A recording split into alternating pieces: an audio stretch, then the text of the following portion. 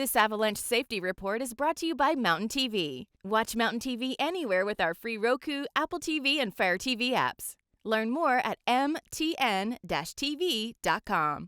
We have a ton of Avalanche information that we want to go over. So let's go ahead and jump in. Where would you like to start for our update?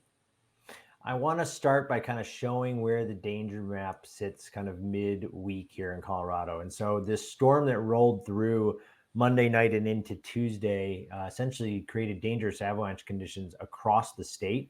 And although that storm is now in our rear view mirror, we're still living with the impacts. And so you can see we have widespread considerable avalanche danger.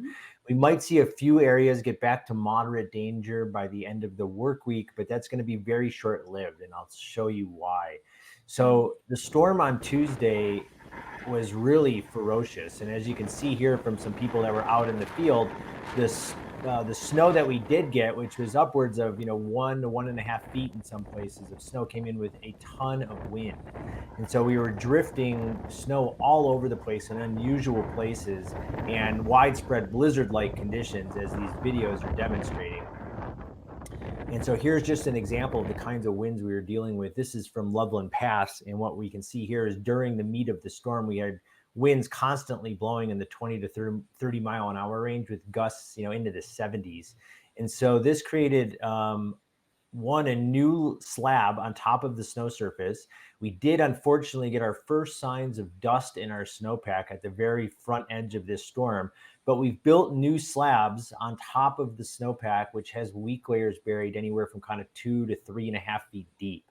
And so we had a little bit of a natural cycle. And although the natural cycle is behind us, like I said, we've got dangerous conditions lasting through the rest of the work week.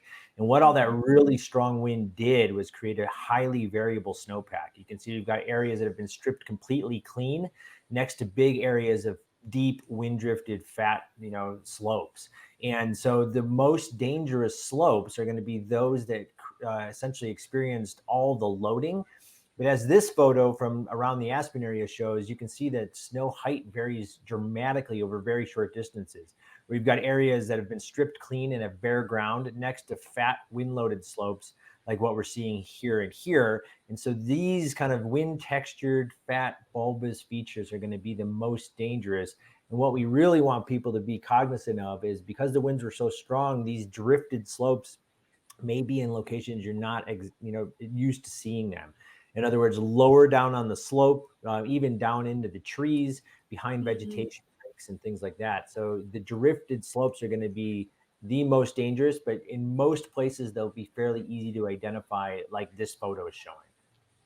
Yeah, now, Brian, also this photo of the Aspen area you've actually taken yourself. And I kind of wanted to ask you, when you're out there capturing photos and being on site in these conditions, what are some few things that you have at the top of mind?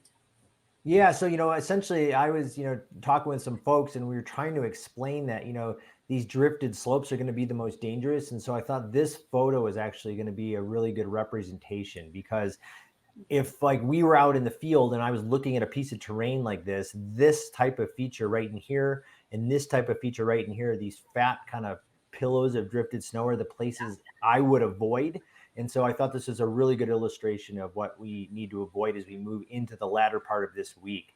And then even though things will slowly stabilize throughout the week because we don't have that much snow on the horizon until the weekend, we do have, and here's another example of kind of wind textured snow. So when you see this wind textured snow on steeper slopes, these are the kinds of things we want to avoid, because we can see here that we can produce these avalanches. So here's a really good example of a big fat wind-loaded pillow with an avalanche breaking below it. And these are the kinds of avalanches that we expect to run through the remainder of the work week.